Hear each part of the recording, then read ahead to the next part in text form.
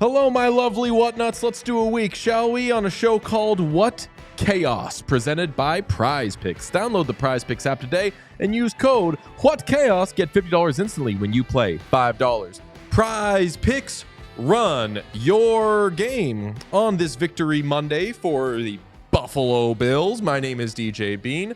That is Pete Blackburn. And over there across the room is Sean Buffalo Boy De Paz. Hi, Sean. Hey, howdy. You know, it was the best moment of my weekend when Damar Hamlin clearly did not catch that, and everybody thought they were going to do a big Damar Hamlin thing. No. They should have let him have it. What? They should have let him have it because, as far as the Broncos are concerned, it would have been better for them for him to have intercepted it because it was a fourth down, so they ended up with better field position. Although that game was over anyways at the point. Funny thing was, before that game, I texted my friends. I was like, Damar Hamlin wants one. And he came thing for you to text. He came, what's that? It's a likely thing for you to text. But he came like incredibly close to 4 interceptions, but didn't get any. So I have sworn off football for the remainder of the year. Texas fucking you are unusually out of touch on the NFL, correct? Oh yeah, I'm like basically all out on the NFL. You asked before the show, who did the Bills play yesterday? I was like, oh damn, so you wasn't seeing that shit at all. I didn't watch a second of NFL football. I haven't watched a second of NFL football in like weeks at this point. To be fair, the last few weeks the NFL have kind of been dog shit. Like the wild card games were not good. They were all kind of blowouts, except for last night, Bucks. Whoever the hell they just played. I don't know. I'm blanking on it. Yeah. That was the Bucks and the Commanders. Yes, the Commanders who won their first playoff game since January 6th, 2006 or January 7th, 2006. That's right. Okay. Football stunk this weekend. Bad Friday night. Texas, Sark, what are you doing, brother? You are not invited to LA Kings Armenian Heritage Night. That pitch on the 1 yard line is going to haunt me forever. You do a toss sweep on second and corpuscles. Oh my god! He ASU does that put up so much too. He thinks that he's like, I'm going to zag. Zig, my brother. Zig. Pound the ball straight up the middle, please. 4 times. You got 4 opportunities to do it, and they probably win that game. It drives me crazy. They didn't even deserve to be there, man. Oh, fuck you. They didn't. They didn't. I mean, the ASU should have won that game, but regardless. Whatever. It's Arch Manning era now. Oh, yeah, baby. Yes. I'm very happy to. I was going to say I don't usually not like the quarterback of the team that I follow. I was just realistic about Mac Jones. I didn't not like him. He's probably going to be good in like 5 years. The trend of the NFL now. You got Geno Smith, Sam Darnold, all becoming guys. Mac Jones will eventually, like, he's the only guy I can remember watching being like, this guy sucks. I don't like watching this football team because of the quarterback. Man, I'm very happy to not be watching Quinn Ewers anymore. It's not even that I dislike Quinn Ewers. Exactly. Quinn Ewers is a good quarterback. It's just you have a better quarterback behind him, and you had a team that was absolutely capable of winning the national championship. There was so many times this season where you could have been like, we have a better shot with Arch decidedly Manning. Not a guy. Although, did you see the second dumbest thing that happened with Texas football this weekend? Friday, obviously, Sark, that toss sweep, get out of here. Did you see what Cameron Dicker did? No. Chargers scored in the fourth quarter to make it a game. They're going for 2. The kick gets blocked. Oh yeah, that was big asshole moment. Sean, Cameron Dicker did not know ball. The kick got blocked, and he was like 10 yards behind the line of scrimmage. So if you don't know how the NFL rules work, if a kick gets blocked and it lands beyond the line of scrimmage, the ball is dead. If it lands in front of the line of scrimmage, it's still a live ball. Ball gets blocked basically straight up in the air. Cameron Dicker's like a full 10 yards behind the line of scrimmage, and it's just like, I'm going to swat this shit down. So just spikes it into the dirt. Still a live ball, so they pick it up and run back with it. Oh, no. Yeah, For 2 points. To end the game. Basically, yeah, it was such an... It was like... I have never seen an NFL player not know the only rule surrounding... There's Donovan very McNabb, few rules when he was with know. the R words. But there's very few rules you need to know as a kicker. It's just like, get the ball past the line of scrimmage. It's like, I get that it's not a situation you run into very often, but like, it was a big, like, he folded in the moment big time. That was the worst since, and obviously the stakes are higher here because it was the playoffs, but Donovan McNabb, when he was with the R words, after they tied, being like, I didn't know the game was going to end. Oh, yes. I forgot about that. Yeah, you just tie, and they were like, I have a question. Do you know that you're in a press conference right now? You're saying this to all of us. Oh, bad times. But you know what? Things turned around, and we got some good hockey over the weekend, some good hockey stories. So, Pete, would you do me the honor of telling me what the hell is on the show today? I just want to preface this by saying I personally, when I was looking at these, went 1 for 4 on understanding what they meant. Okay. So, Godspeed. All right, let's hit it. Anamorphs. That is the first topic here. I know Animorphs is the book series from when I was growing up, in which people turn into animals. So yeah, I knew that, but I connecting it to a hockey story I couldn't do. Bruins? Yep. Okay, I kind of figured that, but I still couldn't figure out. I couldn't make the connection. They're morphing into best friends? Bears? This is actually an animal turns into another animal. That's not how Animorphs works. Well, now I know, because when you explained what Animorphs was, I was like, oh, right, that's what Animorphs is.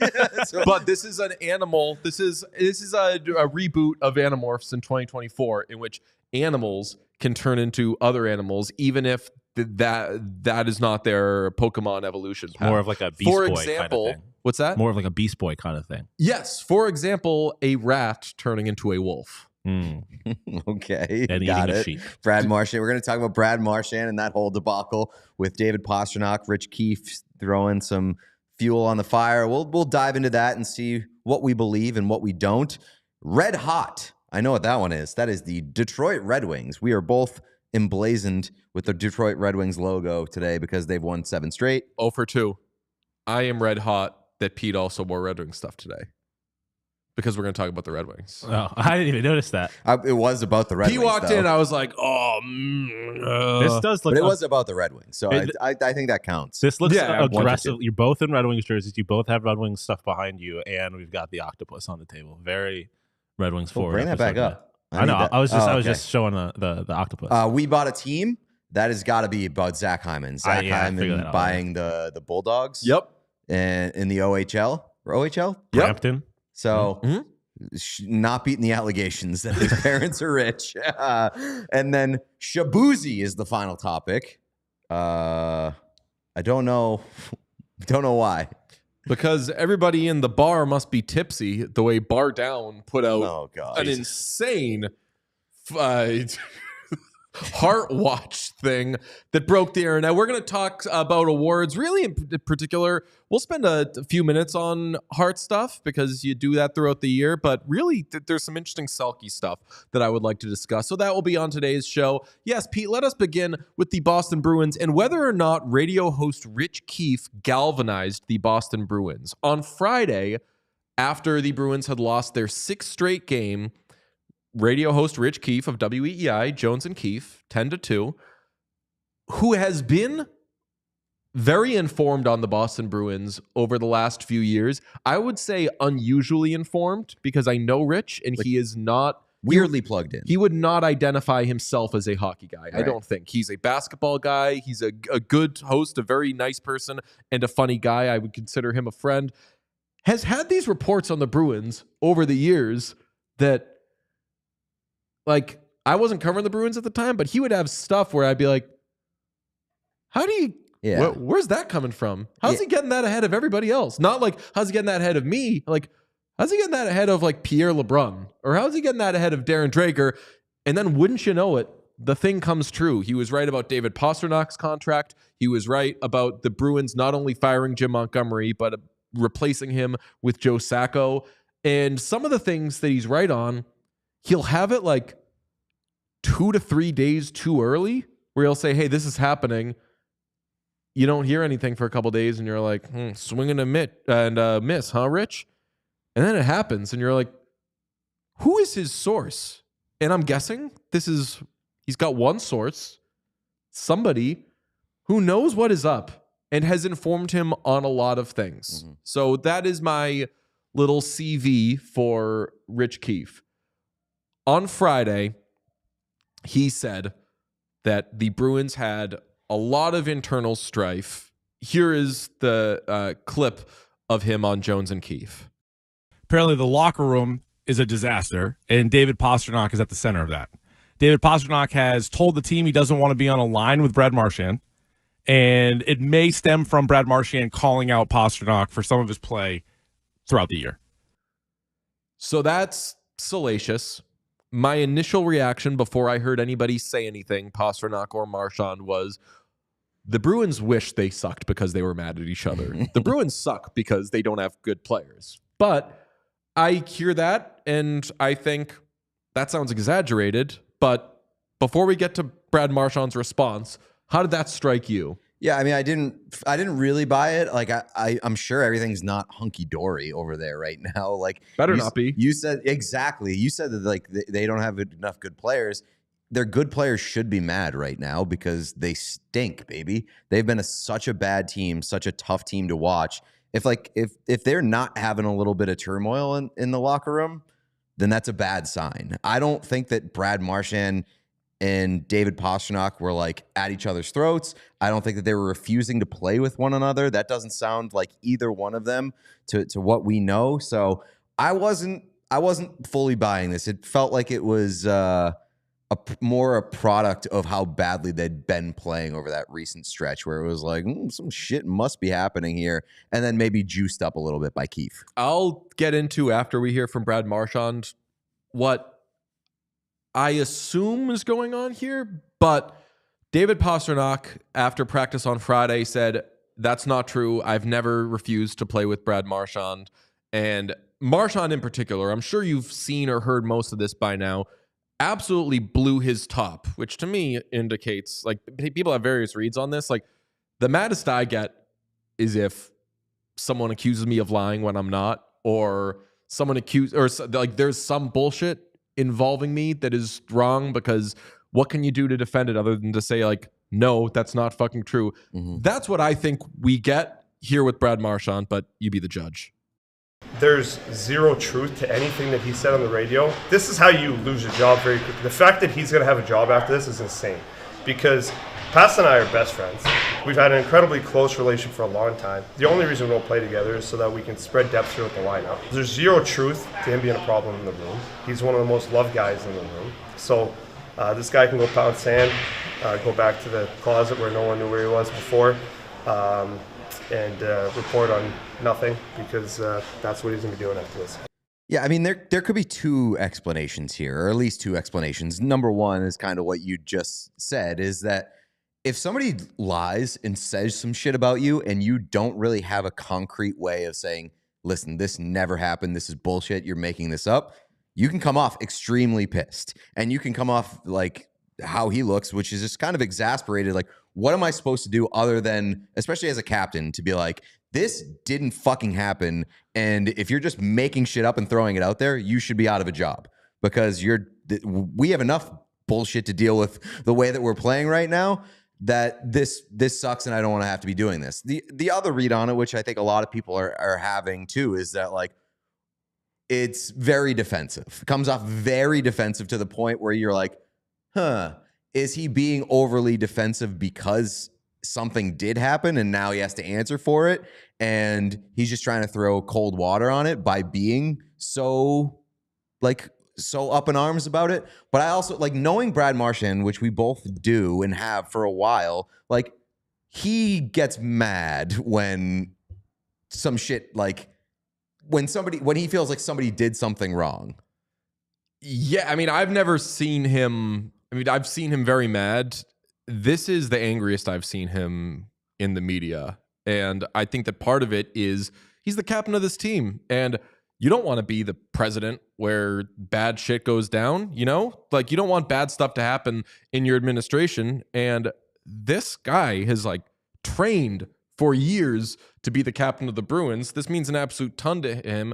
And if part of his leadership run is that the Bruins finally got bad and there was acrimony, that is not how it was when Chara was leading. That is not how it was when Bergeron was leading. So I'm sure he, as captain of a bad team right now, has all sorts of stuff that he's dealing with right now and all sorts of affairs he's trying to get in order. The last thing he needs is for there to be any sort of public controversy. So I could see, as you said, like, doing a Google search for like nearest body of water that I can dump on this. Sean, you're making faces. I was gonna say I wasn't necessarily my reaction when I first watched it, but rewatching it just now, like I think there's also like assuming that he is actually, which I feel like is a safe assumption, like really close friends with Brett or David Pastrnak. Like the idea that someone is accusing him, like his best friend, of being an asshole, basically, like him getting defensive more of somebody talking about somebody he cares about than necessarily the accusations of there being problems or whatever. I could also see, like, because they are friends, which I absolutely do believe that they are really good friends. Because they are really good friends, I would imagine that they have the flexibility and the relationship where they can blow up on each other and not have it be the end of the world or the end of that relationship. Like, they can blow up on each other in the room. And, you know, if you're one of the other like lower rung guys in that room and you see that, you're like, fuck, damn, like they hate each other or like this is ugly. Then like maybe that's how it gets out that like they had a blow up and that they're like at each other's throats. But at the end of the day, like I do believe Brad Marchand and David Pastrnak when they say like we're really good friends. This is like totally blown out of proportion. And that is my capital GUESS as to what happened, which is maybe there was something of like they snipped at each other or whatever. Like, I mean, I just think of like my own relationships. You and I are the level of friends where we can get mad at each other. Sean's seen us get mad at each other. I don't think, though, if someone was like, hey, how did DJ and Pete get along? I don't know. This show's falling apart, everybody. Whatnuts. It's absolutely falling apart. They don't want to do a show together anymore. No, like if you see someone, like two people like argue or whatever, to be like, oh, do they not get along? Maybe there was a disagreement or something, and I'm not reporting or guessing or whatever, but like, or I guess I am guessing. Maybe there was something, but I am positive that those two would be able to get past it pretty quickly. And if not for their friendship, for their levels of professionalism, David Pastrnak is a very easygoing guy. Does not strike me as the type who would hold a grudge, stay mad at somebody. Brad Marchand is a very, like, what do I need to do here? What is the easiest path to this? How can I, for example, piss off an opponent the most? What is the right way to have a competitive edge over my opponent? This is a guy who is utilizing sports psychologist way before a lot of people were, because he was like, oh, my mind can be a little bit like, he is a results-oriented guy. So he definitely would not put his ego ahead of what is best for the team. So I'm not trying to shit on Keefe any more than he's been shit on for this. I think that somewhere along the way in a game of telephone, something got exaggerated. I don't think, and I love Brad Marchand, would never want to burn that bridge, means a lot to me. I don't think Rich made something up. I think if Rich made something up, he's a moron. And as he said today, Sean and I were listening, he said, if I were to make something up, it would have been grander, it would have been bigger, it would have been earlier than this, and it would have been about the Patriots because that is what's going to get attention. So I do not think Rich made something up. I think that whether he or whoever spoke to him, somebody exaggerated something and maybe talked about something that was smaller or has since been solved, but I would not think that Brad Marchand or David Pastrnak would be the type to carry something to be so big when they have much larger fish to fry. Right. And this seems like the kind of thing that probably not knowing, don't know what it is, what happened or whatever. It seems like something that probably shouldn't have left the walls of the organization. This is not a Pedersen and Miller situation where one of the guys gets sent home and away from the team. Like, this is not a PD Miller situation to that degree. It seems. I would guess. Best comment that I saw in this whole thing. I think I sent it to you, Sean. We got it. They want to be Vancouver. They want to be Vancouver so bad. I was kind of mentally waiting for it, and when I finally saw it on our Instagram, I was like, yes. I love Canucks fans being like, no, you guys don't have the real thing like we do. These guys, like, so I guess Marchand and Pastrnak for Pedersen and Miller solves all the problems. Yes, for sure, on both sides. Oh, dude, I mean, move Marchand back to center. Hasn't played there since junior, I don't think. And do a DeBrusk, Marchand, Pastrnak line. That solves every problem everywhere. Well, thank you. Yeah, it's crazy. There was a wild Friday that, I mean, you raised the point, like, the Bruins are probably got to be so happy that this happened on Friday, because on 32 Thoughts, Elliot was talking about how, like, things are kind of a disaster in Boston, and, like, maybe they go out and try to land their new coach, aka like David Carl, perhaps, as soon as possible. Yes, Sean, you have this, right? Elliot on Friday, and I didn't see this till long after all this. I think none of us did, because we were just like, Keefe probably said what he was saying. I don't know. Their show's 10-2. Bruins coming off a loss. Maybe they did like Vrabel speculation for a half hour, and then probably 10:35, you got Keefe saying, hey, the sky is falling with the Bruins. So we're thinking about that, talking about that all day. Meanwhile, there is a podcast out in the world in which the extremely plugged in Elliot Friedman is speculating the Bruins, and the extremely careful Elliot Friedman is speculating the Bruins could fire their coach for the second time this season. Listen to this. I think Boston is kind of in shock about where they are. I think they knew that they maybe weren't as great as they were the last few years, but they thought with Lindholm and Zadorov, they would have plugged that holes and they would have been better. And they're not. And now I think they're kind of regrouping and thinking, do we have to take a bigger picture look at this? And what does that mean? So one of the things, and this person made me think about this, is if there is someone who they're thinking about maybe being a full-time coach, particularly if it's not Sacco, and B, if it's someone who's available, does Boston all of a sudden look and say, if we're going to commit to this person, do we try to go for them now? I mean, that gets me all hot and horny respectfully before the Keefe stuff does. Yeah, because I mean, that's a real, like, tangible thing, and I feel like you can. The jury's still out on Sacco, but, like, he's probably not your guy, right? The results haven't changed, right? They've been largely the same team. You're looking Swayman's for been a better, solution from the inside of the house. They're probably not the move, I think. He's still on an interim tag. So, like, what's the protocol? Like, is it technically firing him if you hire the next coach while he's on an interim tag? I would say no. Yeah, no, right? You just never named him full time. I mean, I feel like it makes sense. Like, there's no reason to wait for, like, if you find a guy that you think is better to be the coach, there's no reason to wait for him. Well, I would say that the reason to wait for him would be that the guy hiring him might not be the guy making decisions next season.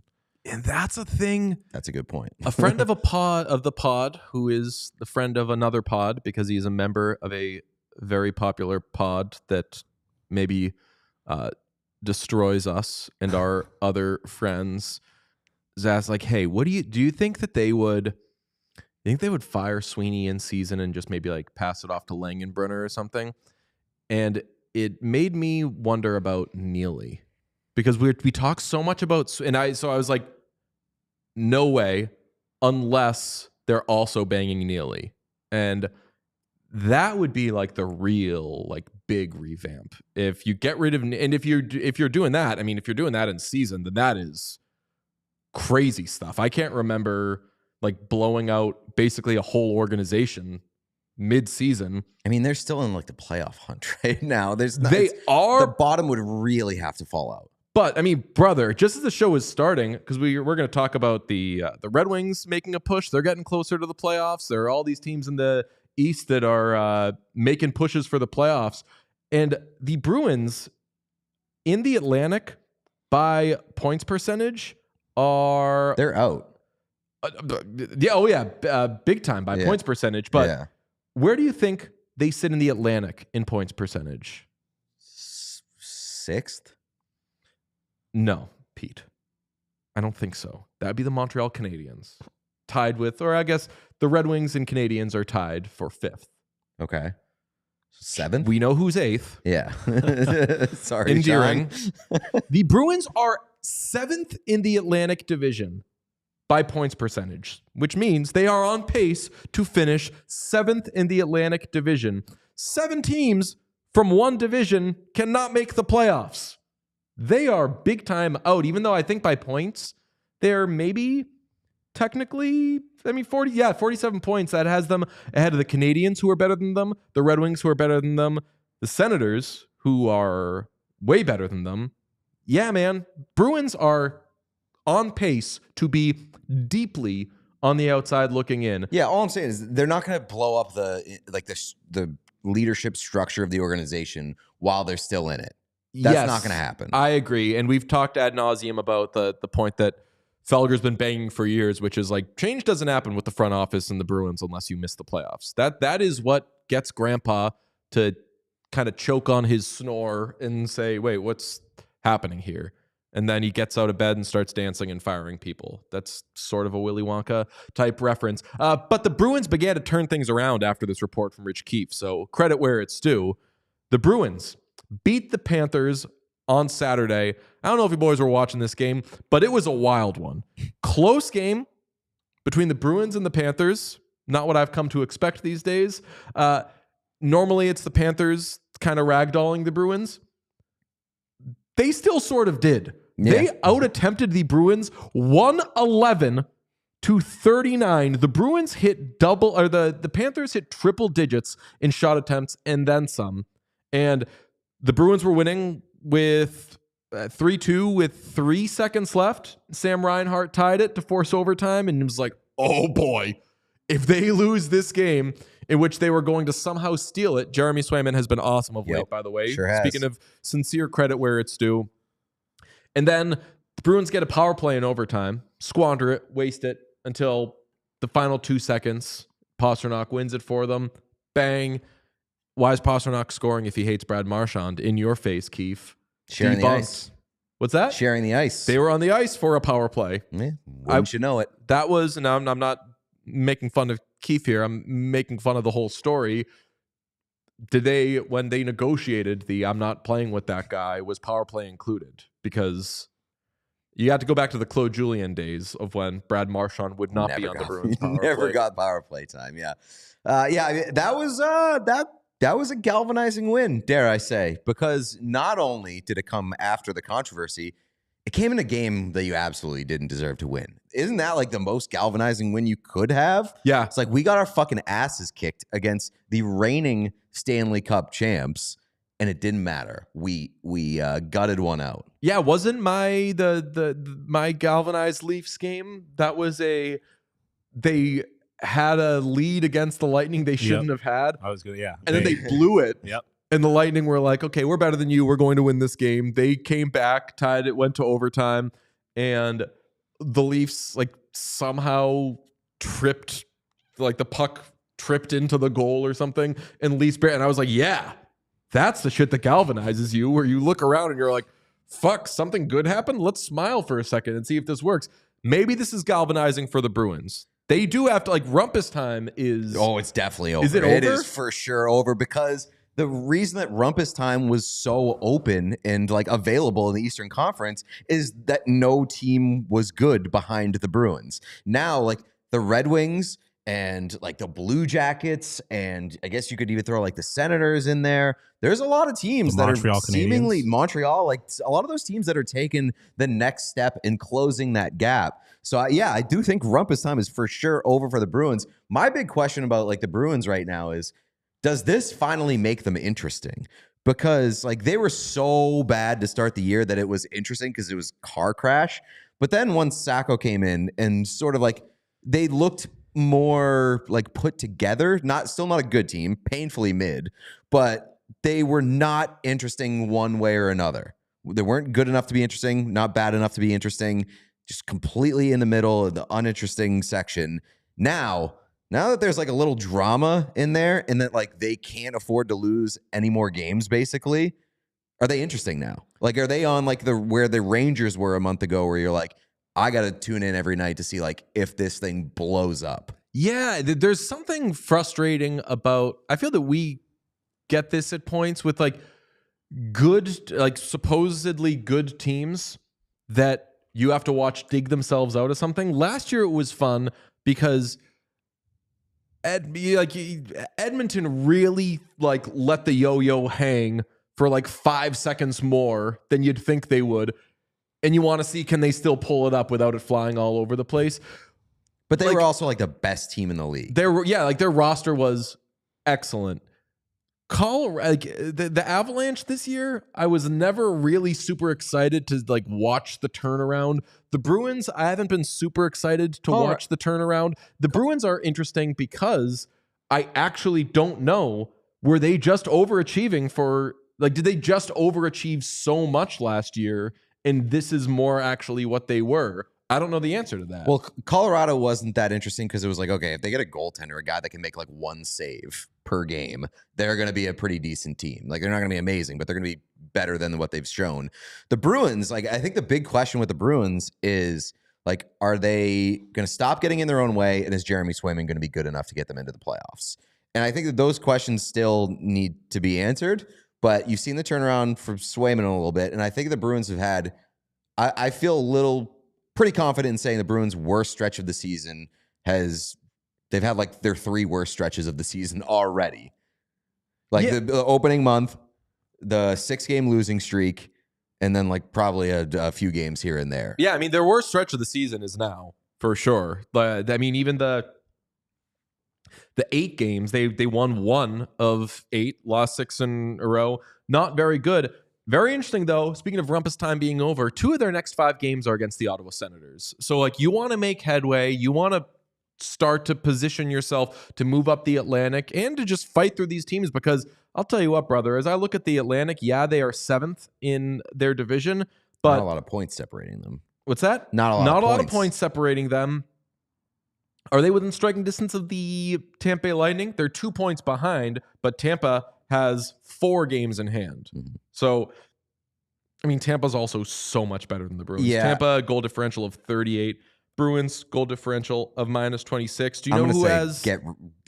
lose sight of the top 3 spots in the Atlantic. That's kind of my view. They're wild card or they're nothing.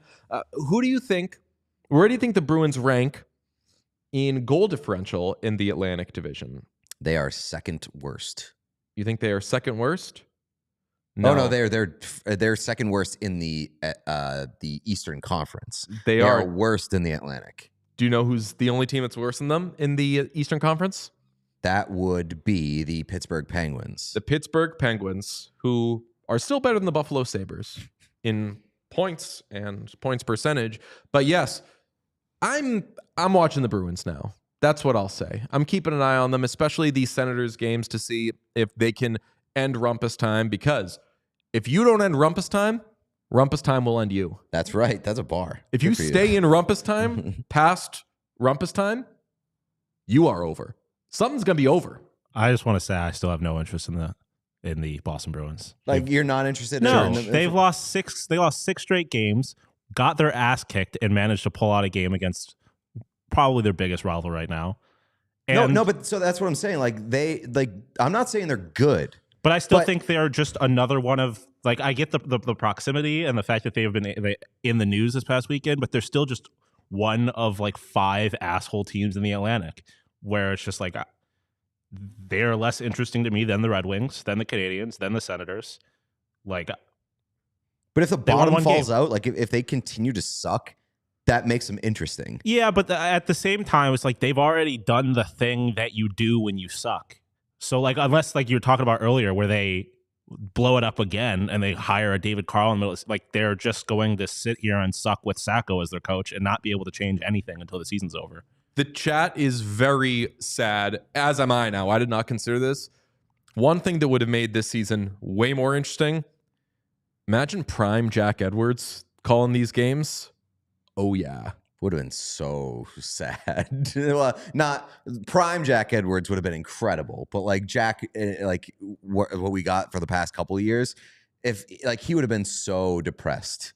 There was a great call. I meant to clip it, but the call of the sequence in which Pavel Zacha was stopped on the shorthanded breakaway against Edmonton by Skinner, and then Nuge just fed McDavid in the neutral zone, and you guess the rest.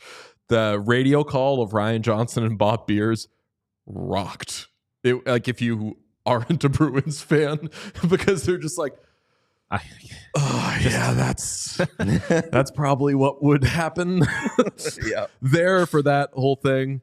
Bob Beers is like, McDavid just has another he has a few more levels than everybody else. I'll be honest. I was feeling pretty good about like where we were landing on the Bruins discussion. Be like, oh, it might be galvanized. At least they're interesting.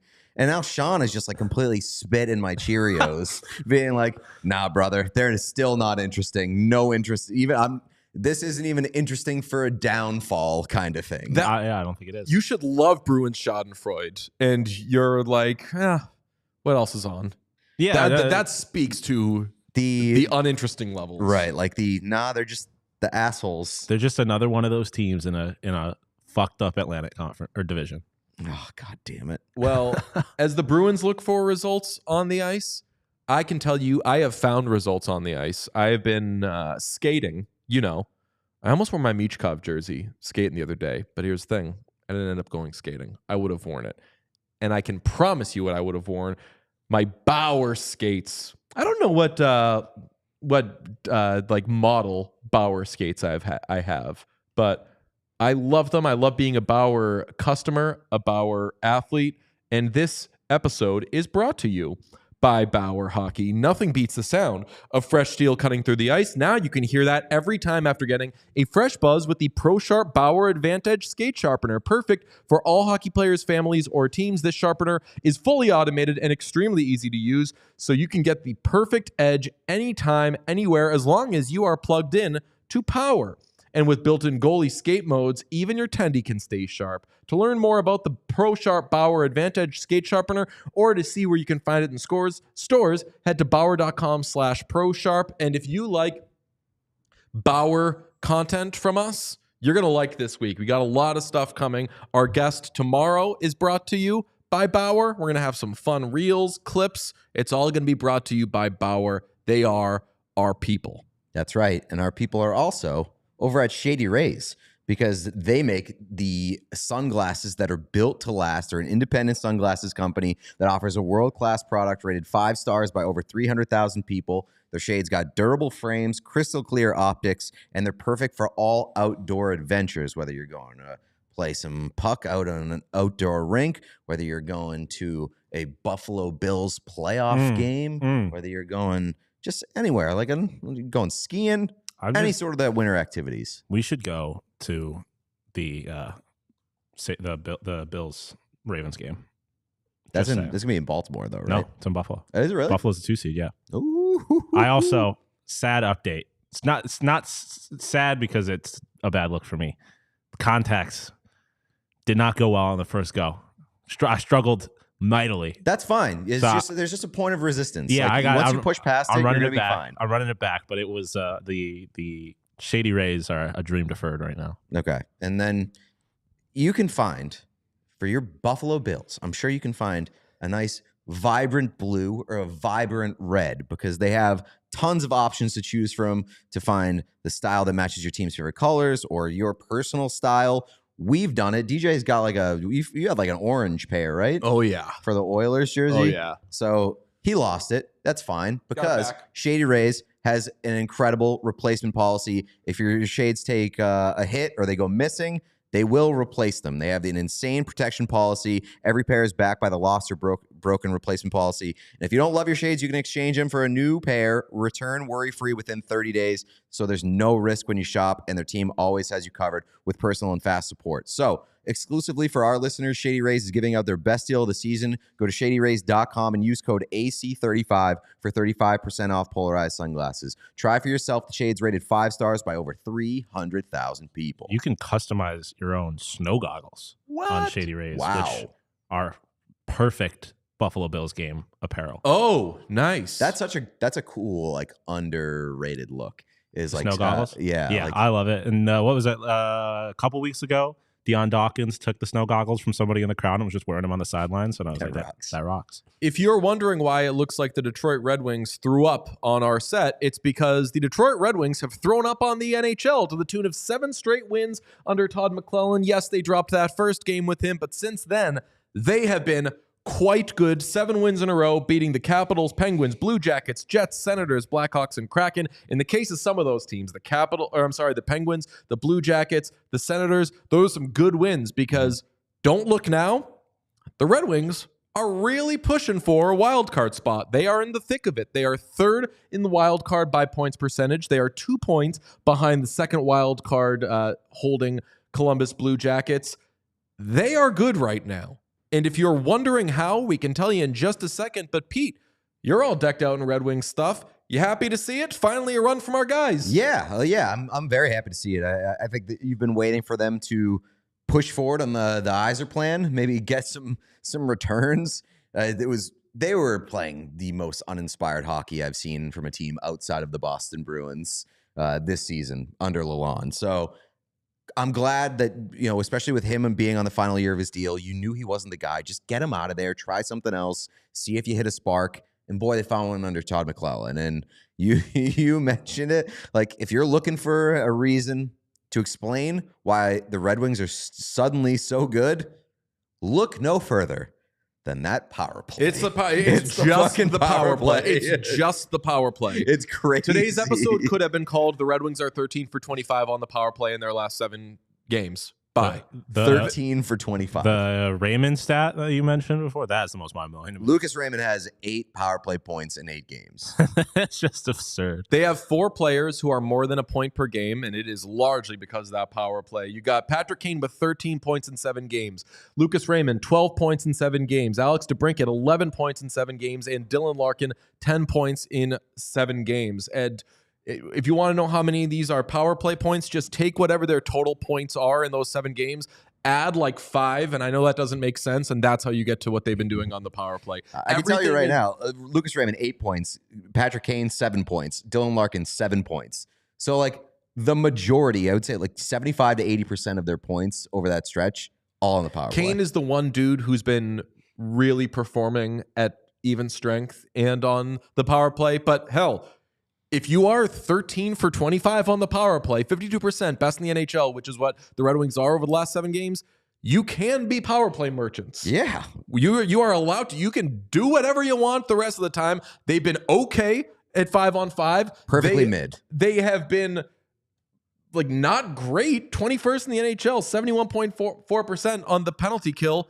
Whatever. If you're going to be 52% on the power play, cool. Whatever, give up power play goals. What would it be? 28.6% of the time. Whatever. You are winning the special teams battle, and your power play is so good that it'll offset anything else you do the rest of the game. Do you know what their goal differential is at 5-on-5 under McLellan?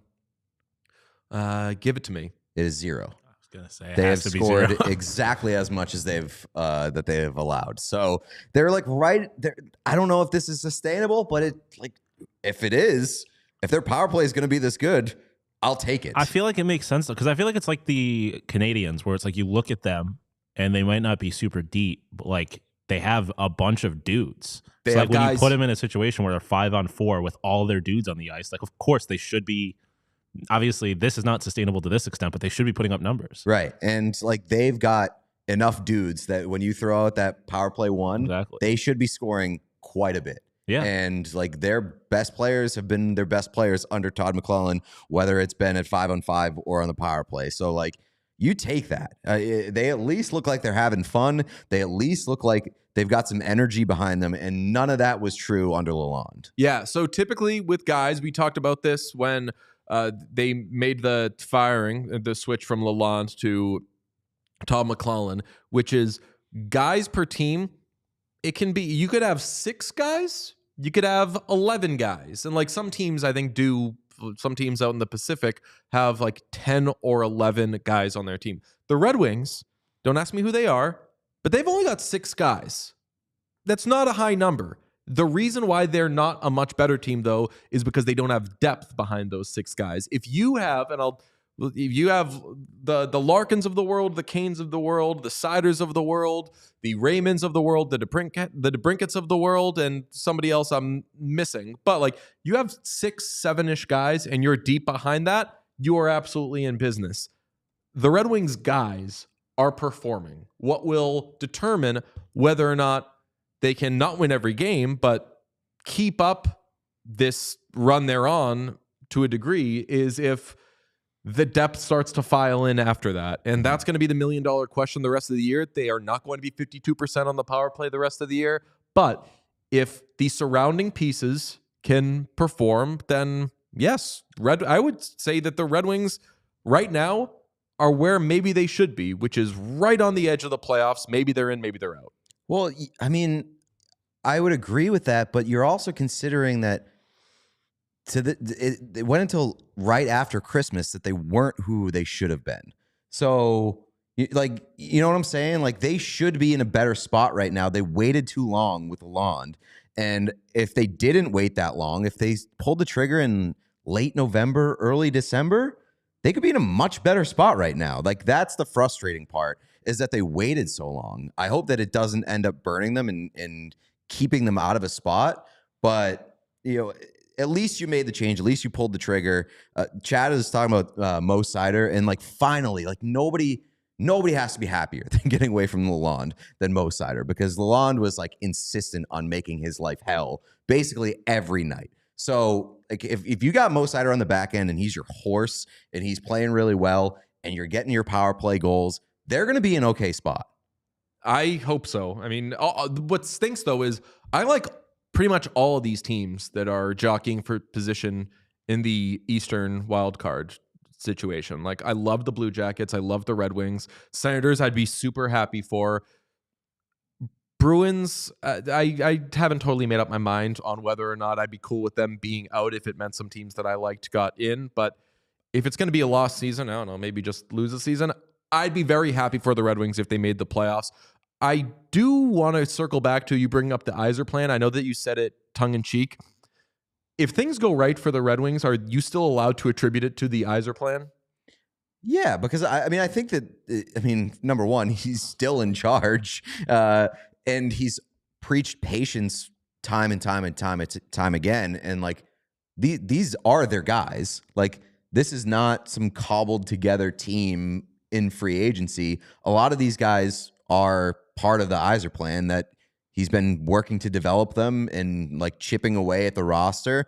And yeah, I still think that I would say that this offseason more than ever, like the Yzer plan is like going to fully come into focus. We'll see. Because they got guys that are coming up in the system that are going to arrive, and I think they're going to be in much better shape. We'll also see what happens with their goaltending, because their goaltending is, like the definition of unspectacular. Right now, Cam Talbot's playing more because Alex Lyon got an upper body injury on Tuesday, I think, in the game against the Senators. So Talbot's been playing, and Talbot's been playing well. This isn't a team where you're going to say that goaltending will be their backbone. I don't really know what their backbone is going to be. Right now, it's their power play, but I'm all for the Red Wings making a run. Keep it up. What about fellas. John Gibson in Detroit? He's got to go somewhere. Got to go somewhere. I said Carolina. I would really like him in Carolina. Detroit would be interesting too. I would rather John Gibson go to Detroit. I would like that a lot. Sean, you're making a face. No, it's just we all, for those who know who know. Those who know who know. Free Kochekov? Yeah. Keep Kochekov free. It's mid-season-ish, so there's been a lot of awards talk. We talked about the Hart a couple of weeks ago, and we'll continue to talk about it throughout the season. Only want to spend really a couple of minutes on Hart before we get to Selke, which I find interesting. Bar Down put out a graphic of their Hart picks, and their staff voted on it, and they had Nathan MacKinnon 1, Kirill Kaprizov 2, Connor Hellebuck tied with Kaprizov, Connor McDavid and Quinn Hughes tied for 4th and 5th. And this kind of broke the internet just by people being like, what? Bad. And I think that reacting to lists can be sort of a waste of energy, but it's just another reminder that this Hart conversation this year is going to fucking kill me, I think. Well, I mean, at least to your sanity, the Hart conversation has opened up since the last time that we talked about it, which is we talked about it in Chicago, that everybody was considering it a one-man race. And since then, I don't know if it's because Kaprizov was hurt or whatever, but like people are discussing the merits of candidacies across the league now. Like it's not Kaprizov or nobody. So like at least we're having a conversation about it. Well, I mean, based on the voting percentages there, it's Nathan MacKinnon or nobody. Which is weird to me because I feel that Nathan MacKinnon, with the exception, I mean, this list obviously is very heavy in favor of Nathan MacKinnon. It looks very Alexander Georgiev all-starry, in which they just sorted by something, like went to NHL.com/stats. Sorted by empty net points. So yeah, if they did by empty net, Sean, what were you saying? He's got 13 empty net points? Yeah, 13 empty net points. I believe it was like 3, or maybe it was 12 empty net points, like 3 empty net goals and 9 empty net assists. Something like lines. 15% of his points are empty net related. Him and Rantanen both have double-digit empty net points. But I mean, I've thought that Rantanen has been slept on. I don't want to be the person to point this out. So can one of you two please raise the question of why one player who is running away with the scoring race, goals-wise, is not even being thought of? I'll do it. Where the fuck is Leon? Where is Leon? Like any list that doesn't have Leon in it is just completely invalid. Not just sorry. Where is Leon? Why is there another Oiler on there? Yeah, like McDavid, obviously McDavid's great and is having a really good season. He's not having Leon's season. Leon's played more games, is scoring every fucking night, has been the Oilers' most important player this season. And that is so fucking obvious if you've watched any of their games. Like we've been saying it, and everybody's gonna be like, DJ won't shut up about Leon, and I know that's why you didn't want to raise the point. I'm trying to shut up about him, but I know that's why you didn't want to raise the point, and I appreciate like the effort to like not be the guy who yells and crams it down everybody's throats. But you would have every reason to right now because like Leon has been the most important guy in Edmonton, and it has been painfully obvious. And I think I would argue that he is playing the best hockey of his entire career, and he already has a Hart Trophy. I think so too. Like I watched not every game, but I really kept an eye on.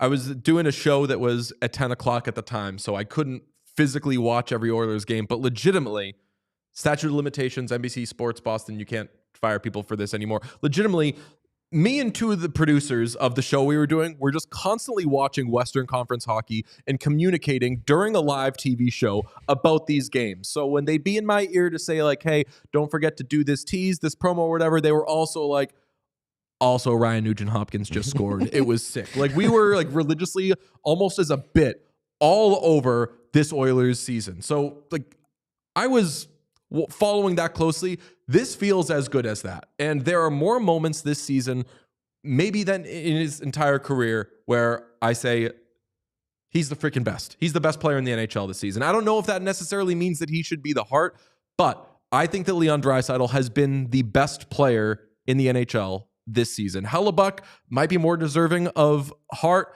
Maybe McKinnon might be more deserving of Hart. But if you are just dumping the guy who is 6 goals ahead of everybody else in the NHL from the entire conversation, I feel like I am taking crazy pills. I mean, I wouldn't dump him from the list, like, especially because McDavid got hurt earlier in the year. And what happened when McDavid got hurt, when the Oilers were already in a pretty bad position in the standings? Leon started to go off and picked them up.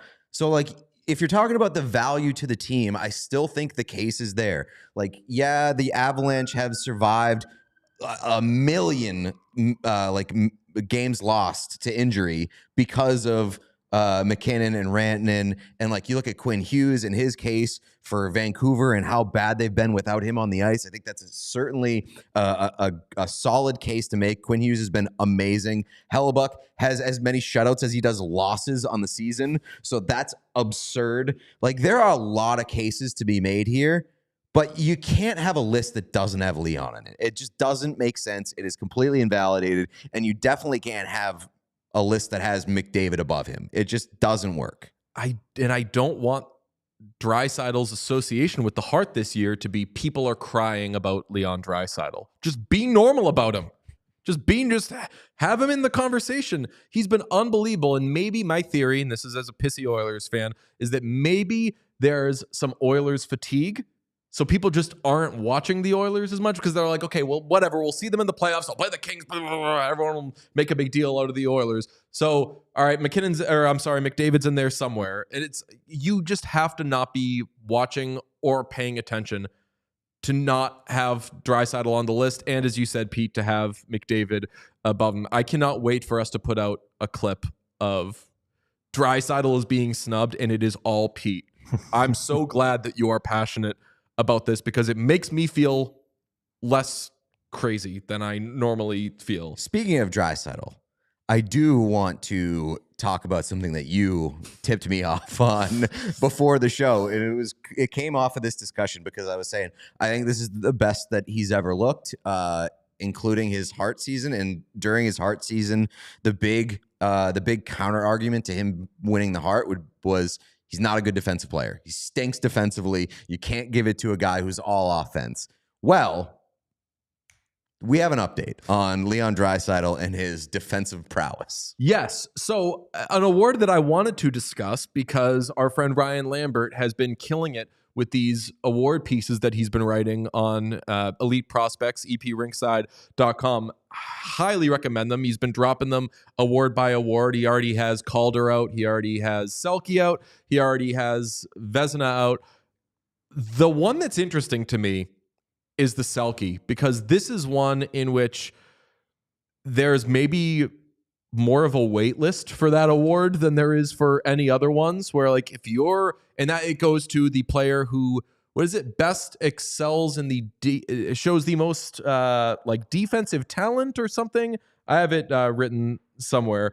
It is for the forward that excels most in the defensive aspects of the game or something like that. Yeah, it's the forward who demonstrates the most skill in the defensive component of the game. Demonstrates the most skill. Yes, that's it. Weird phrasing, but whatever. And there's different ways that people have interpreted it. But long story short, if you win the Selke, then you are on the list. And you get to continue to win the Selke as long as you keep doing your job. It was Bob Gainey for a million years. Then it was Pavel Datsyuk. And then it was Patrice Bergeron, Andrei Kopitar, those guys. It's like a social club. Yes. Like if you get your entry into the social club, you get to go whenever you want. Yes. Basically. Great way of putting it. And we're in a very interesting time for the Selke Award because Patrice Bergeron has retired.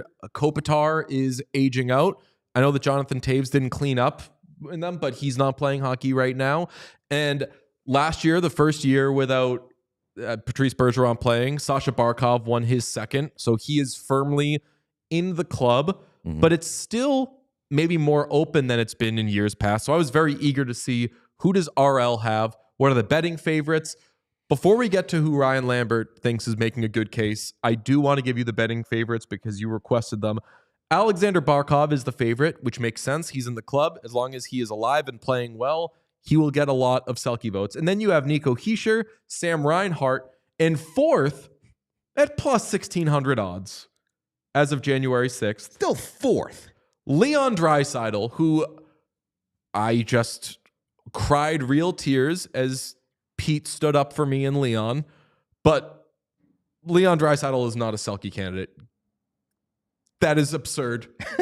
He does not kill penalties. He doesn't need to kill penalties. They got guys who do that. They're a good defensive team. They need him getting his rest for when he and Connor eat. Thank you very much. But this feels like when I was in high school and we had superlatives. Mm-hmm. I was friends with people in different social circles. I was not a popular kid, but I knew kind of everybody. And I remember one of my friends who played football was like, hey, I'm voting for you for most musical. And I was like, this is because you don't know anybody else who does any musical stuff. I am not even, I'm just a kid who plays sports and is also in choir. Don't vote for me. No, thank you. People will get mad. Don't vote for Leon. He deserves some stuff this year. Give him those things. He doesn't need Selke. Yeah, no, he definitely doesn't. But like, it would be funny if he won a Selke. It would be hilarious. Doesn't finish top 3 in Hart and runs away with the Selke.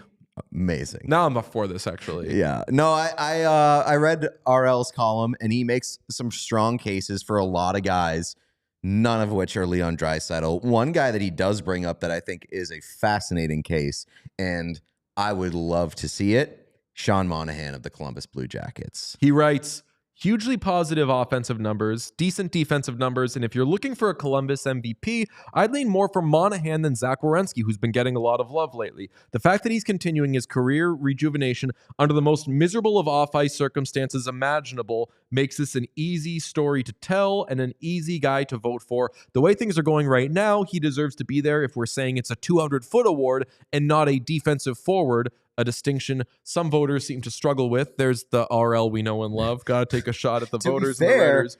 Like the definition of the award seems to skew more towards what he's accusing the voters of misunderstanding.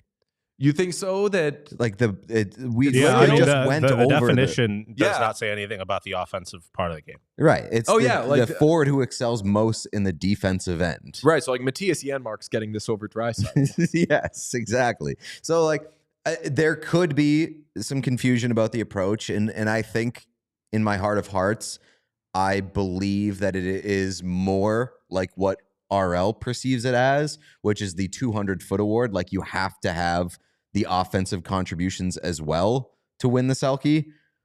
But that little line that he took a jab at the voters, it's like the voters seem like they are doing it right. We'll say if you're Lamar Jackson for MVP voter and just looking at stats, Leon Draisaitl leads the league in expected in goal differential on ice and is second in expected goal differential on ice. But that's just because he scores all the time.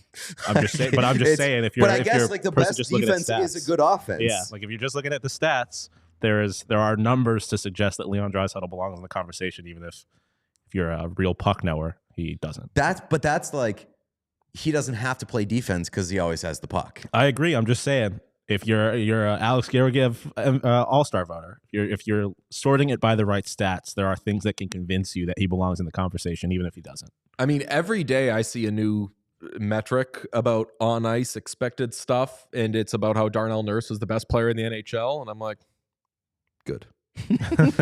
Metrics are good, folks.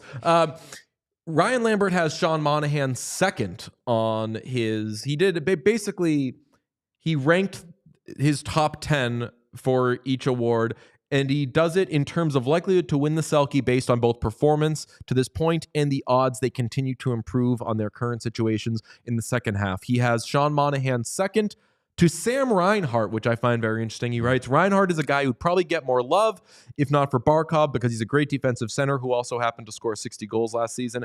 That's a distinction I'll now parenthetically note. The Selke also is awarded a lot where someone has a good season and people say, yeah, we should be considering this guy more. And then the next year it happens. Patrice Bergeron won his first Selke 2011-2012 after he had a very good two-way season in 2010-11 and was incredible in the playoffs. People watched him every day. Like this feels a Reinhart thing would follow the Bergeron thing. He ended 2023-24 fourth in Selke voting, so is now officially capital O, capital V, capital R on voters' radars and is on pace for another 40-plus goals and 90-plus points. Add in voter fatigue, missed games, and a slightly lower production for Barkov, and suddenly Reinhart looks like he could be in the top 3 very easily. I would love Reinhart being a Selke guy. Mm-hmm. And from there, after Monahan, he's got Cirelli, Austin Matthews, Sasha Barkov, Anze Kopitar, Joel Eriksson Ek, Tom Wilson, Brad Marchand, and Nico Hischier. Interesting. I do think Andy Cirelli has a really strong case as well, based off of his increased role and just like who he is as a player and the offensive jump. Like if you're weighing that side of it, the offensive jump from Anthony Cirelli, I think gives him a much better case. My favorite part, and to the person in the chat who says, well, Bergeron should have like 9 Selkies. Bergeron won 6. It feels like people just gave it to him every year. Patrice Bergeron should have won at least 2 more Selkies than he will. Like Bergeron's crazy, gaudy, most ever Selke number is actually low. And I'm not saying that as a Bergeron Bobo. That is actually true. The first year that Kopitar won it was complete voter fatigue. And the year that Sean Couturier won it was, Bergeron's missed enough games that we can give it to somebody else. No disrespect to the season that those guys had, but that's like a Ray Bourque-esque thing where it's like, he won a lot, but I kind of think he should have won more. It's interesting to say that the Barkov's missed games from the season may hurt his case, and then put Austin Matthews there. Calling him a fraud is what we're calling Ryan Lambert. Just saying. Head over to EP Rinkside, read those things from Ryan Lambert. Check out Puck Soup. He is the GOAT's GOAT. We'll talk about more awards throughout the season. But wanted to hit on the Selke and an interesting conversation there. We were texting about it, RL and I, and this is what led him to put these things on my radar. We were talking about Sean Monahan, and he made the point about he's probably the Blue Jackets MVP over Zach Werenski. And I was like, wow. If you were to just ask me who's the Blue Jackets MVP, I would say everybody would say obviously Zach Werenski. But you are correct, and I agree with that. And you don't need to send me any numbers. I definitely agree with this. And then we got to talking about this. Would you also feel that Monahan is probably the MVP? That team? I don't know. It's difficult because I think Monahan changed their identity quite a bit and put them in a so much better of a position to succeed. But Werenski's been so good this year. Yeah. It's kind of like a 1A, 1B situation. But when you do look at, and you said he didn't need to send you any of the numbers to prove it, that Monahan line's goal differential is insane. I'm pretty sure Monahan's line is a plus 17 on the year. Yeah, he has the 5-on-5. second best only to one of the other guys on his line.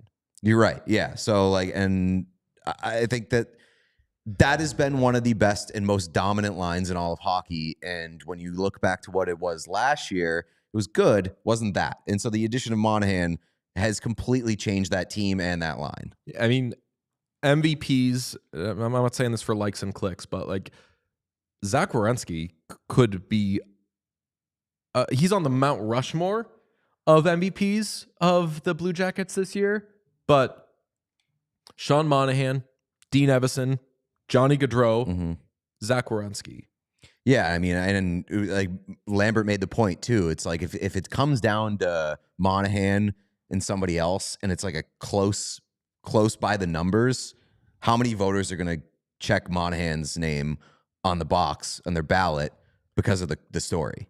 Yeah, I mean, if there were ever an understandable down year for a player, instead of continuing to ascend back to being one of the best players in the NHL, what Sean Monahan has done this year is seriously unfathomable. So shout out to him, and we love our Blue Jackets. You needed a few minutes on the New York Islanders. I didn't need it. I was just kind of threw it out there today in the pre-show. It's how are the Islanders not worse than the Sabres? How are the Islanders not the worst team in their own state? They are. They're not bottom 2 in their own state. That's true. And I guess it is somewhat explainable by the fact that they're just a pretty mid 5-on-5 team that gets really good goaltending, but their special teams are just completely unfathomable. They are 32nd, dead last in the NHL in both power play and penalty kill. And when I say that they're 32nd, They are 32nd, baby. Holy fuck. Their power play is producing, or lack thereof, at a 10% clip. I don't think they've had, unless they scored over the weekend, they haven't had a power play goal in like a month, which is outrageous. And their penalty kill is at a 65% kill rate. 10% and 65% on special teams. What are you doing over there? Can you make Hart Ilya Sorokin? Heads will get that. Like, right? Why are we talking about the goaltending for the Islanders as there's your heart?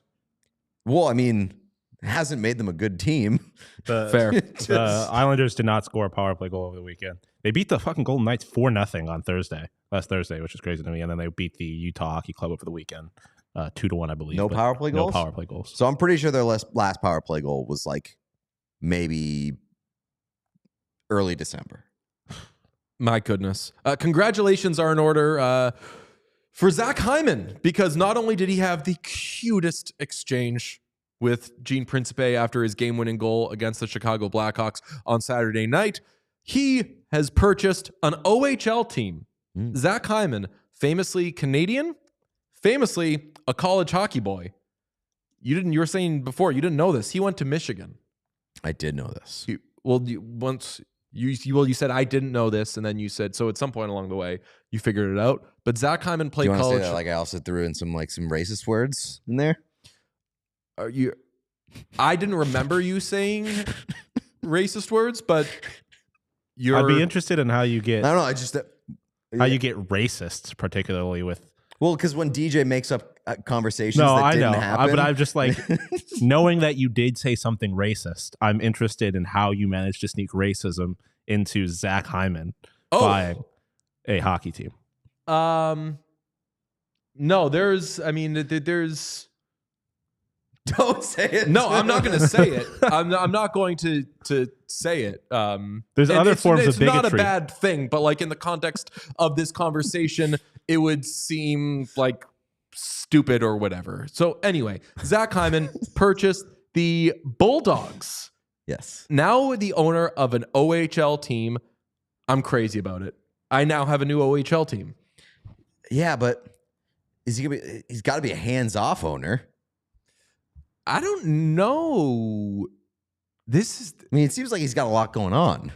Currently. He's got a lot going on. It was Zach Hyman and family, correct? Yes. It was the family of... And his family, famously, has a long track record of purchasing junior hockey teams. Is Zach Hyman trying to go to the OHL? I mean... Where's Berkshire when you need him? Probably not on pace to score 50 in the NHL this year. What's his eligibility in the OHL?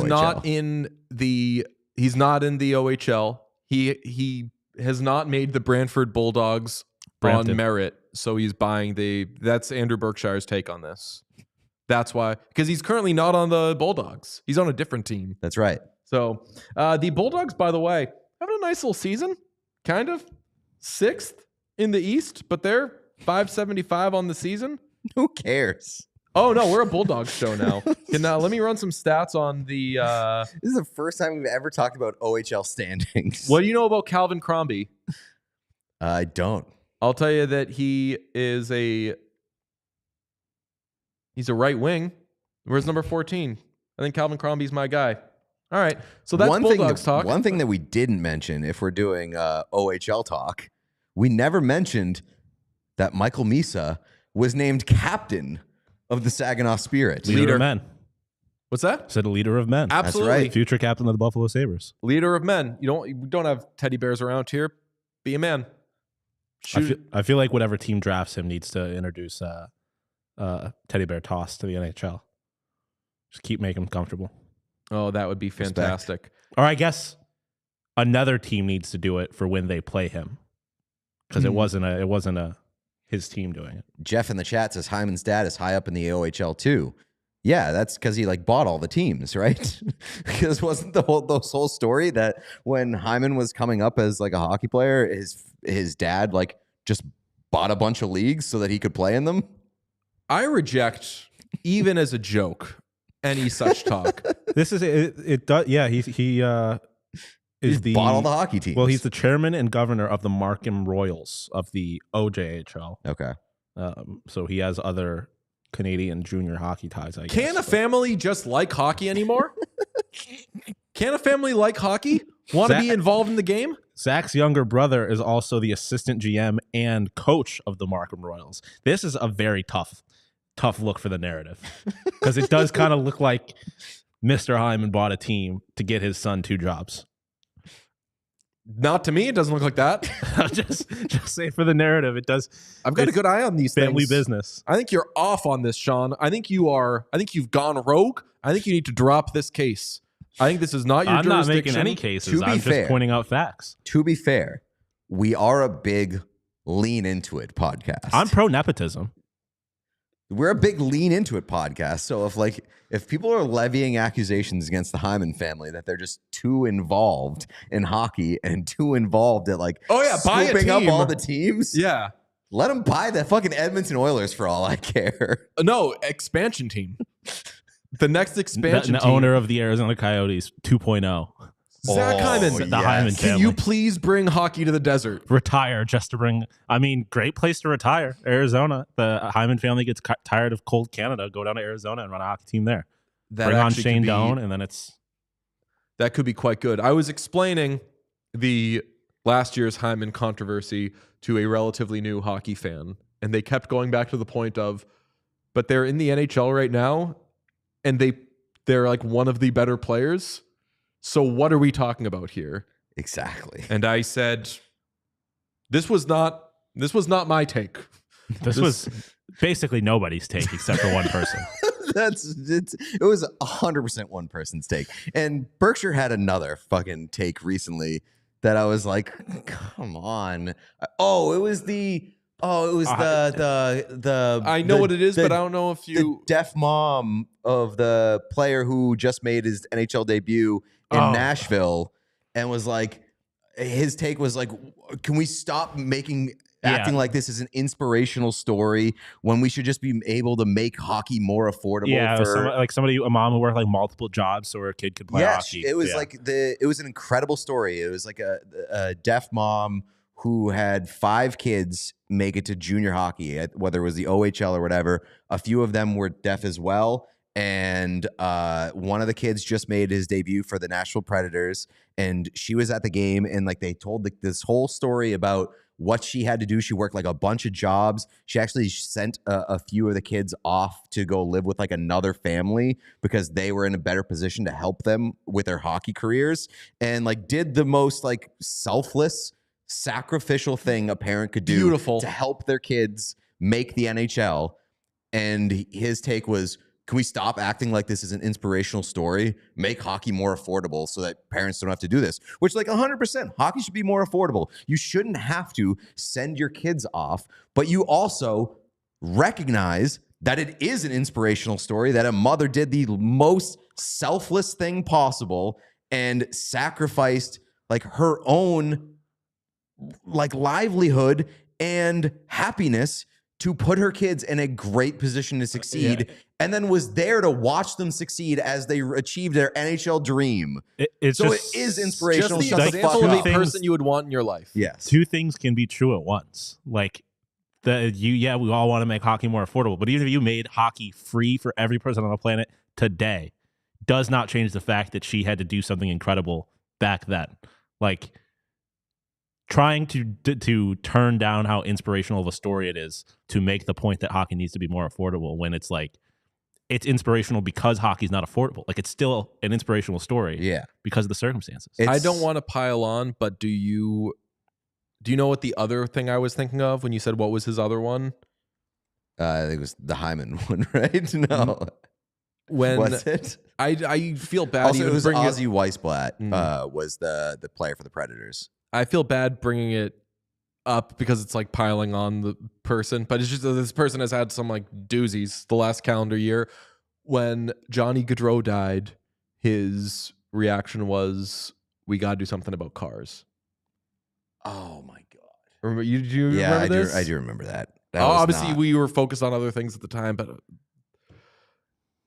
I didn't even know about that. That's insane. Yeah, that did happen. That's I insane. totally blanked that out of my head because I think that I was so fucking mad that was the take where I was just like, I can't remember this. Well, a change of subject is that we've had, I believe, somebody throughout the show asking us to do more Blues stuff. Yes. Blues stuff you will get in a way only we could tomorrow on the show. Blues forward, Pete? Dylan Holloway, baby. Dylan Holloway will join the show from the St. Louis Blues to discuss the St. Louis Blues. Oh, yeah. Get ready for Blues talk. Because if you think we're doing anything else with that guy, fuck off. No, he was actually awesome. And there is a lot of Blues talk. There's a little bit of Oilers too. Who would have guessed it? But it is all very good. And I was very excited. I was a little bit nervous going into that conversation. I was like, oh man, people are going to kill us for getting Dylan Holloway and probably talking mostly Oilers. No, it's all good. There's a good amount of Oilers, a good amount of Blues, and he's killing it with the Blues. A little bit of UFC talk. A little bit of UFC. You're going to like that. A little bit of headshot talk. It is a very fun sit down. He really impressed me, so I'm excited for you guys to hear that. Also, while we're talking about the Blues, while I was looking up the Red Wings numbers under Todd McLellan since December 27th, December 27th, the St. Louis Blues are averaging about a goal more per hour at 5-on-5 than any team in the NHL. They are fucking lighting it up since Christmas. So shout out to the St. Louis Blues. What if the Blues do it again? Don't. What if they do that shit? Who's the goalie they're going to call up? It's the same guy. No, it's just Jordan Binnington. And they're going to send him down just to call him. Oh, back that up. would rule. Just like Just for the wave him and be vibes. like, guys, don't be assholes. We're sending him down. Don't claim him. They need to do that, and the Predators need to schedule a U2 concert to cancel it. I did see an incredible Binnington clip that came out of a Marty Brodeur interview. Oh, yes, I saw that as well. Where he sent him down. Marty Brodeur was tasked with sending Jordan Binnington down to the AHL. And Marty Brodeur told Jordan Binnington, hey, Army, Doug Armstrong, sending you down to the AHL. Do you know what Jordan Binnington said? I'm guessing no. He said no. Yeah, that rocks. He said, nope, I'm not going down. He said that to Marty Brodeur, who, like, Jordan Binnington grew up. Marty Brodeur was the best, basically, if not the best goaltender on the planet, like one of the top two goaltenders on Winning the planet. cups, just doing it all. And he said, son, you got to go down to the AHL. And he said, no, thank you, Mr. Brodeur.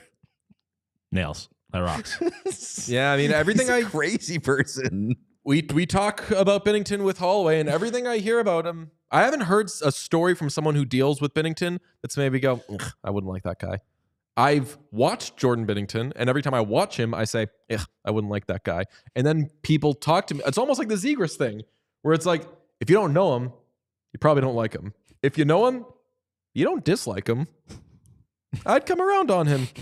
Well, see, and I'll tell you the way that this Holloway thing came about, we're very grateful to Dylan for coming on with us. We requested Binnington first, and we were talking through different options, and they were like, how about Holloway? He'd be really great for this. And I was like, he would be great for this, but do you know how great for this he would be? And he was great. He was open, had a lot of fun with us. He is welcome back absolutely anytime. You will hear him tomorrow. I'm glad you mentioned the Binnington thing because it has taken all of my willpower to not be like, hey, Jordan Binnington was a bitch and didn't come on our show at the Winter Classic. Yeah, no, I don't think it was. Yeah, I know he was a bitch. He didn't come on. Yeah, exactly. So. Come on with us. Maybe that's how we'll get him. Speaking of potential bitches, I guess. Did I've the yes, Sean? The Nikita Zadorov thing. Oh, him being a little bit of a fraud. Remember a couple weeks ago when he complained about people? Was it Lucas Raymond? Lucas Raymond trying to sell a slash and call, which, to be fair, Lucas Raymond is known for faking penalties, I guess. Yes, but I believe this weekend, Zadorov did the exact same thing. Yeah, he literally did the exact. I would say it was worse. It was pretty flagrant. Raymond shook his hand like this. Zadorov threw that shit up in the air. He's already very tall. He touched the sky and was doing ooh, my hand hurts kind of thing. I will say, chat pointed this out earlier. Nikita Zadorov, when he talked about Lucas Raymond, says, you don't do that kind of thing when you get slashed. This is the NHL. You don't do that kind of thing. He did not say, I don't do this kind Fair of thing. enough. So, Fair enough. Correct. Plausible deniability there. And he put his hand way up high. He's already tall, as Pete noted, and shook it. Folks on camera, can you see what I'm doing? Not really. My hand is too high. So maybe he needed to shake it because he was in such agony, but he didn't want to do it in front of people. Yeah. He didn't want to do it in their sight. So he didn't want to see his opponents and certainly not his teammates. Doesn't want those guys worrying. So he gets it out of their line of sight and does it there. Because if he did it down here, if he did it here, everyone's going to see it. He did it in the privacy of his own, what would it be? Airspace? Yeah.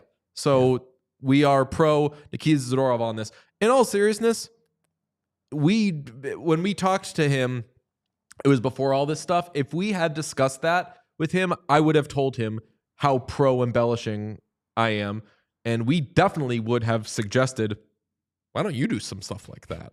We definitely would have. So- and he probably would have wanted to fight us. He probably would have been like, do you know why you don't have as many friends as you want to have? And he would have just done something really personal and really mean. Nikita Zadorov, love you, King. Stop trying to kill Stu Skinner. Come back on the pod. I love Zadorov. Not watching as much Bruins this year has been good for me because a lot of people have fallen out of love with Nikita Zadorov. They never got there. What's that? They never got there because he immediately came here and took every penalty in the world and continues to take every penalty in the world. My love for him is as strong as it's ever been. Love the guy. Mainly because he apologized. He's crazy. Yeah. All right. Let's do a slate grade, shall we? This is a light one. We have but 3 games kicking off at 7 p.m. Eastern with the Panthers visiting the Flyers in a Sergei Bobrovsky revenge game and a John Van Beesbrook Bowl. Pretty good. Jakub Voracek Bowl. Jakub Voracek Bowl. How about at 7:30 p.m. on NHL Network? Forgot to put it on the graphic, but it was on NHL. The Network. Panthers Flyers? Or no, I thought you said at 7:30 p.m. Oh, Flames at Blackhawks? Yes. All right, so I It was guess on we won't be seeing that Nikita Zadorov Bowl. How That's about right. that? That's right? right. Nikita Zadorov Bowl, a Tony Amonte Bowl, and a Doug Gilmour Bowl. And wrapping up the night, this is one that takes this from like an easy A- to like, do we have a conversation here just based off one game? It's still an A-, but this is a whopper of a way to finish the night. Kings at Oilers at 9:30. That is very, very, that's crisp. I don't think I would want that game at any other time. It's just a little bit earlier. You get to watch some football if you'd like. And the Kings at the Oilers, Pete, is a Wayne Gretzky Bowl, Wow. a Victor Arvidsson revenge game, a Paul Coffey Bowl. Actually, technically could be a Paul Coffey revenge game. Right? He's still there. Bending it a little bit, but I'm not upset about it. An Andre Sekera Bowl.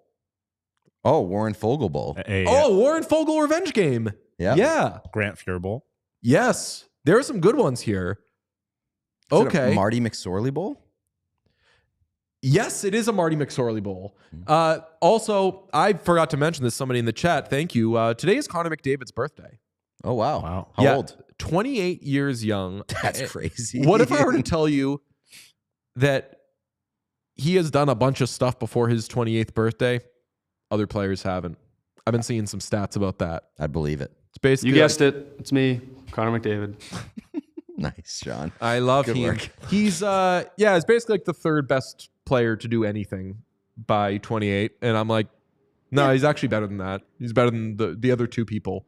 One of them's going to be Gretzky. Lemieux. Like somebody like that. He is the GOAT. We love him. This gets an A-, but man, that's standalone 9:30 p.m. Like The problem is it doesn't begin until 9:30. Yeah, Panthers at Flyers, I don't care too much about. I just watch the Panthers. Shout out to Cutter Gauthier, kind of a coward. Scored 2 goals in a game this weekend, and it wasn't the one against the Flyers. Yeah. Shout out Jamie Got shut Drysdale. out. Just might not be him. Matt notes that he got to 1,000 points for his 28th birthday. If you follow What Chaos on Instagram, you saw a very detailed social graphic about Connor McDavid getting 1,000 points. First player ever. The only person to do the only people who liked that post were other podcasters who were like, we wish that we did this. I was like, well, that's what we do. We do the stuff that you don't do, and makes you successful, and it makes you good.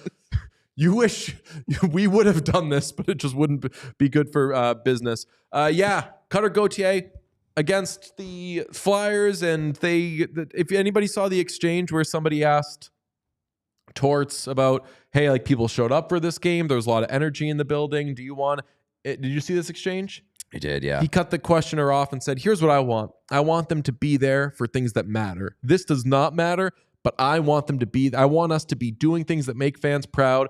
And I don't know how people reacted to that. I'm assuming some people were like, yeah, shut down that stupid question. Great question. That's what the interviewer was going for, and that's what he got, which is, hey, this is what gets people excited in Philly right now. That should inspire you to have people that excited all the time. Flyers, try to get there because you have an awesome fan base. They're out of their minds, but you have an awesome fan base. Mm-hmm.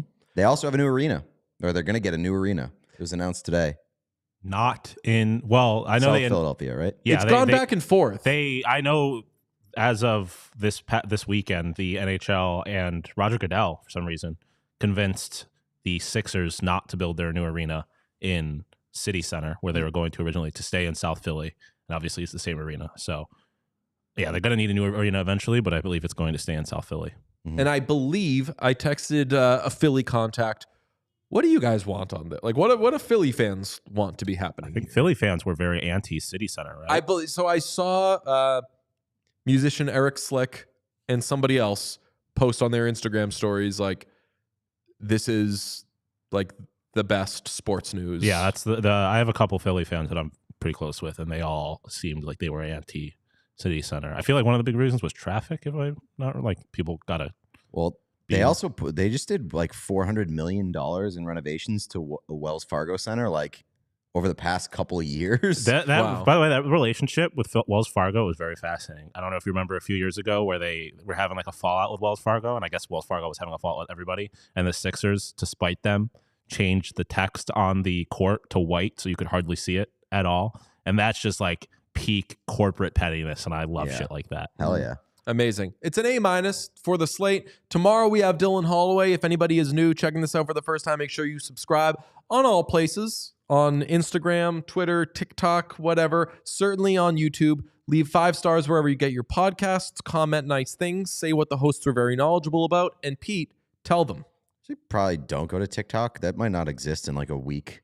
It's looking pretty likely that it's not. Yeah. Stonks down on TikTok? Oh, TikTok's cooked. Banned in like a week. Yeah, it's like January it's official. 17th They either have to sell it, and TikTok doesn't want to sell it because they don't want to give another company their algorithm. To which other companies responded, "We'll take it without the algorithm," but they still don't want to sell it, I guess. And the Supreme Court, as all reports suggest, that the Supreme Court seems inclined to confirm the court ruling, or the congressional ruling, I guess, that they need to sell. Wow. Yeah, it's wild. It's curtains for TikTok, it appears. It'll probably take a little longer because they'll probably do like appeals and stuff that'll keep it, but does not seem like the U.S. courts have much interest in keeping TikTok in its current state around. I wish that they were still the helmet sponsor of the Toronto Maple Leafs. That'd be real funny if they sponsor us. Bruh. Milk and cookies. That's Tell them right. to like it. I would love to tell them to like it. Please hit that like button right below the video player. It's the thumbs up button. Hammer that, baby. We like to get those like numbers up as high as we can.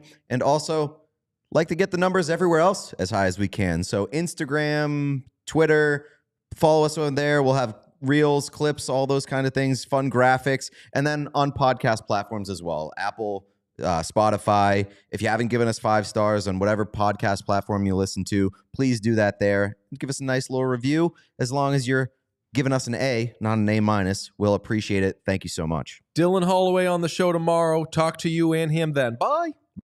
We all silly like the mayor.